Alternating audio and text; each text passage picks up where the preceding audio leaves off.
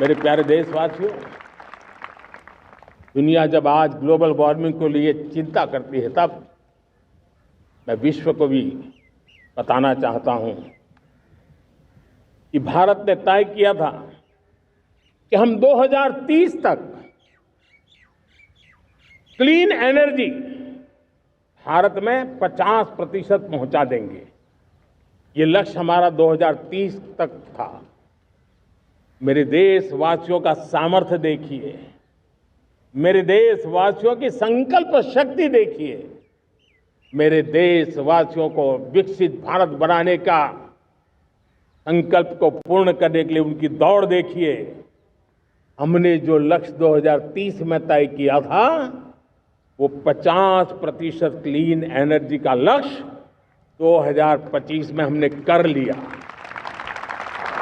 5 साल पहले हमने अचीव कर लिया, क्योंकि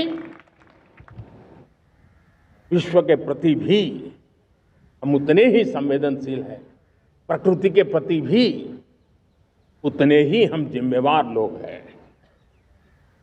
मेरे प्यारे देशवासियों, बजट का बहुत बड़ा हिस्सा ये पेट्रोल, डीजल, गैस, इन सबको लाने के लिए खर्च होता था। लाखों करोड़ रुपए चले जाते थे।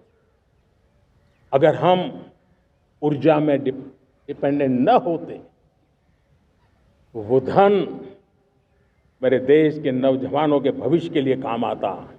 वो धन मेरे देश के गरीबों को गरीबी के खिलाफ लड़ाई लड़ने में काम आता। वो धन मेरे देश के किसानों के कल्याण में काम आता। वो धन मेरे देश के गांव की परिस्थिति को पलटने के लिए काम आता। लेकिन हमें विदेशों को देना पड़ रहा। अब हम आत्मनिर्भर बनने की दिशा में काम कर रहे हैं। देश को विकसित बनाने के लिए हम अब समुद्र मंथन की तरफ भी जा रहे हैं। हमारे समुद्र के मंथन को आगे बढ़ाते हुए हम समुद्र के भीतर के तेल के भंडार, गैस के भंडार, उसको खोजने की दिशा में एक मिशन मोड में काम करना चाहते हैं। और इसलिए भारत ने national deep water exploration mission शुरू करने जा रहा है। ये ऊर्जा इंडिपेंडेंट बनने के लिए ये हमारी महत्वपूर्ण घोषणा है। मेरे प्यारे देशवासियों, आज पूरा विश्व क्रिटिकल मिनरल को लेकर के बहुत ही सतर्क हो गया है। उसके सामर्थ्य को लोग भली भांति समझने लगे हैं। कल तक जिस तरफ ज्यादा ध्यान नहीं था, वो आज सेंटर स्टेज पे है।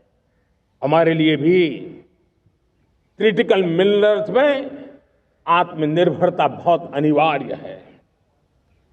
एनर्जी का सेक्टर हो, इंडस्ट्री का सेक्टर हो, रक्षा क्षेत्र हो, टेक्नोलॉजी के हर क्षेत्र हो, आज क्रिटिकल मिनरल्स की टेक्नोलॉजी के अंदर बहुत अहम भूमिका है।